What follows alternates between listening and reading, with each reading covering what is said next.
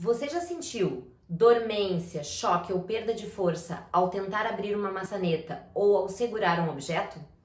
Você pode estar com a síndrome do túnel do carpo. Então, síndrome do túnel do carpo. Inicialmente, nós vamos localizar onde é que essa dor acontece, onde é que essa patologia acomete o nosso corpo.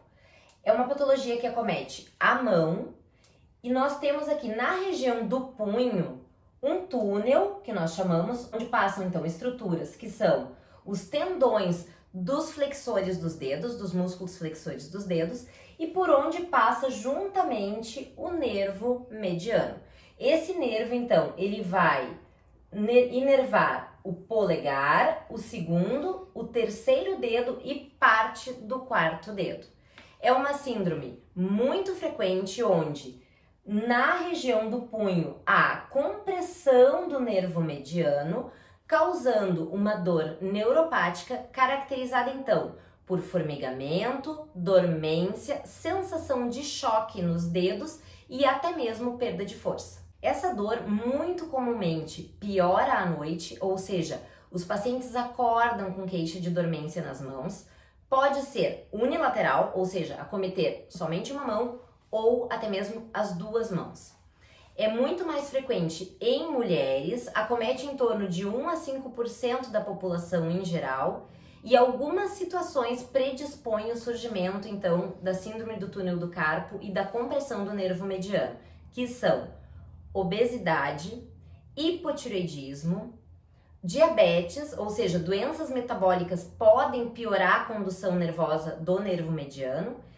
A gestação é uma condição muito peculiar, muitas gestantes têm o acometimento da síndrome do túnel do carpo que antes não tinham, porque na gestação pode haver um edema e esse edema localizado na região do punho, então comprime esse nervo, essa estrutura. Outras situações que comumente causam a dor e a compressão desse o tocar em alguns instrumentos, ou seja, esforços repetitivos ou atividades repetitivas como tocar violão, tocar piano, e nas mulheres, muito comumente, as atividades artesanais como o crochê e o tricô, feitas então por muitos dias ou por muitas horas ao longo do dia, também podem desencadear essa dor, esse choque nas mãos e nas pontas dos dedos. O diagnóstico da síndrome do túnel do carpo pode ser feito de forma clínica, através então da anamnese, da investigação dos sintomas, se essa dormência, se essa perda de força, ela é crônica, se ela vem de longo tempo, se ela acontece de uma forma mais intensa, se o paciente acorda de manhã com formigamento, com perda de força. Então tudo isso é avaliado na entrevista com o paciente. Além disso, no exame físico no consultório, nós costumamos percutir a região do punho e isso pode provocar choque na mão do paciente. Ou fazemos também a manobra de Fallen, onde o dorso das mãos se encontram e o paciente fica por alguns minutinhos nessa posição e isso geralmente, na compressão do nervo mediano, desencadeia então dormência, formigamento ou choque nas mãos. Uma outra forma de se fazer o diagnóstico é através da eletroneuromiografia, que é um exame que mede então a condução do nervo para a região então afetada, que é a mão, diagnosticando então a síndrome do túnel do carpo, seja ela leve, moderada ou severa, e também a ultrassonografia da região do punho, que pode então demonstrar a compressão dessa estrutura nervosa. Em alguns casos, o paciente chega com queixa de dor e formigamento nas mãos, com uma história clínica muito parecida da síndrome do túnel do carpo,